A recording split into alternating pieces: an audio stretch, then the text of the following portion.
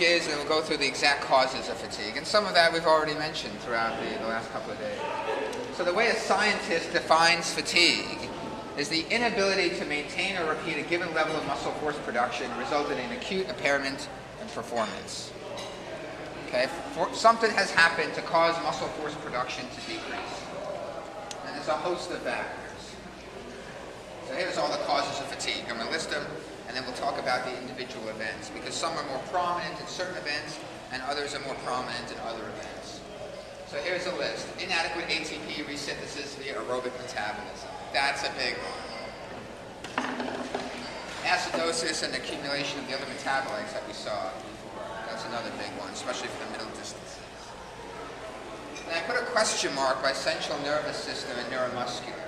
Most of the research, and we'll talk more about this as we go on, most of the research shows that the central nervous system only really becomes involved in fatigue during prolonged exercise, like marathons and ultramarathons, where there are changes in the neurotransmitters in the brain, like serotonin and dopamine.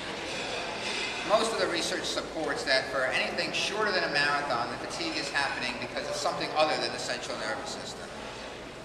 Mostly about what's happening inside the muscles or inadequate blood flow to the muscles, so you're not getting as much oxygen as you need to meet the demand.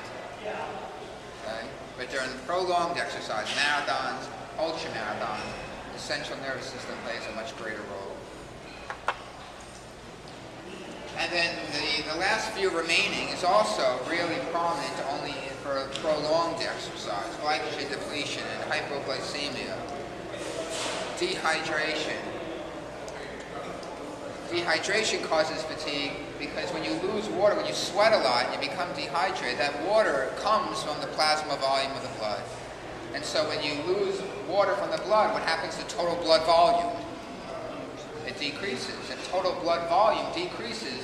What's that going to do to stroke volume and cardiac output? It's going to decrease. And so if stroke volume and cardiac output decrease, what's that going to happen? What are the implications of that for oxygen flow to the muscles? It's going to lower everything. You got less oxygen going to the working muscles, and the pace is going to have to slow down.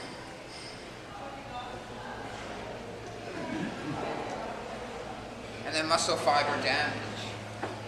This can cause fatigue a couple of different ways. In something like a marathon, there's muscle fiber damage in the race, especially if you got like a lot of downhills.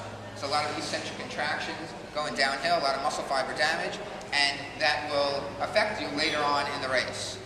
You can also have muscle fiber damage from like workout to workout. Say you do a fast sprint workout.